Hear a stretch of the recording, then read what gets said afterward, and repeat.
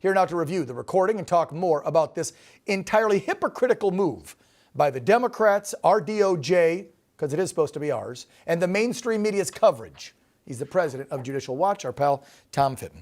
Tom, how about it? What a double standard, what hypocrisy. I mean, again, it's okay when the savior, and I call him that because that's what everybody thought he was in 08, when the savior does it, Barack Hussein Obama, it's totally fine.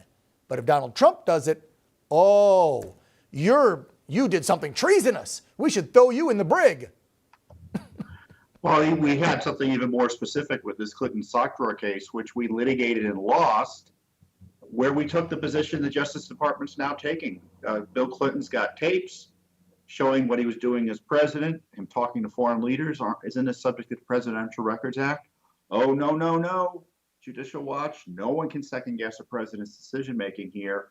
If he designates them as personal, meaning which he has them after he leaves the White House, that's all we need to hear.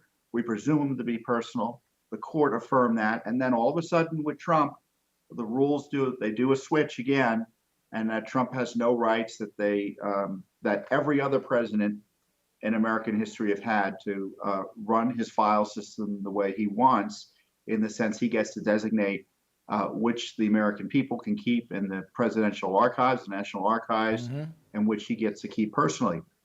And I have a question here. If he doesn't make the decision in a constitutional government, who would? Right.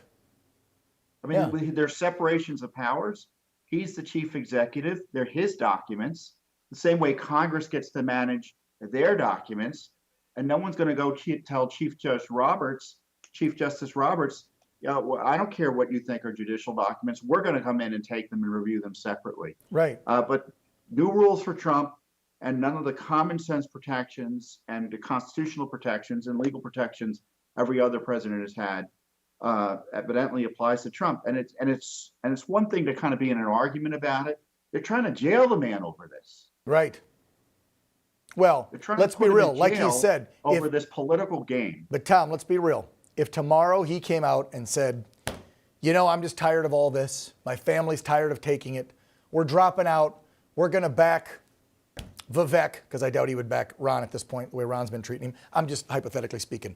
Do you think they'd keep moving to jail him if he literally dropped out of the race tomorrow? Oh, yeah. I mean, they're communists. You think they would? You know, keep on punishing him. Yeah. All right. I mean, remember, as he says, it's not about him. It's about his supporters, right? So they want to destroy the movement. And one way to destroy the movement is to make his life miserable. I mean, I've listened to that audio. You played it again for your listeners there, Dan. I don't know what's going on in that audio. Does he have a document? Does he not have a document?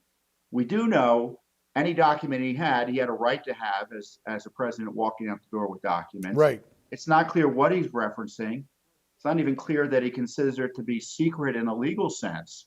So the fact that this is even part of the discussion shows the dishonesty of the Biden Justice Department, that they got this document, or they have a recording that has been miraculously leaked in a way that infects the jury pool or taints the jury pool. Exactly. And who can make hide or hair of what President Trump's saying there?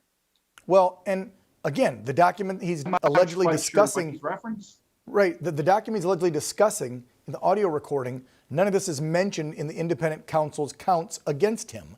So where did they get it, and who leaked it? And I thought Jack Smith just pushed for total secrecy in this and wanted privacy and nobody talking about it, and the judge overruled. So then who leaked it? And last thing to you, Tom, I want everybody to notice the timing of when it leaked. What the hell just came out this week? We just got more documents on the Biden crime family, thanks to the House Oversight and Judiciary Committees. What have we seen? We've seen bank records. We've seen WhatsApp messages. So there's more details coming out there.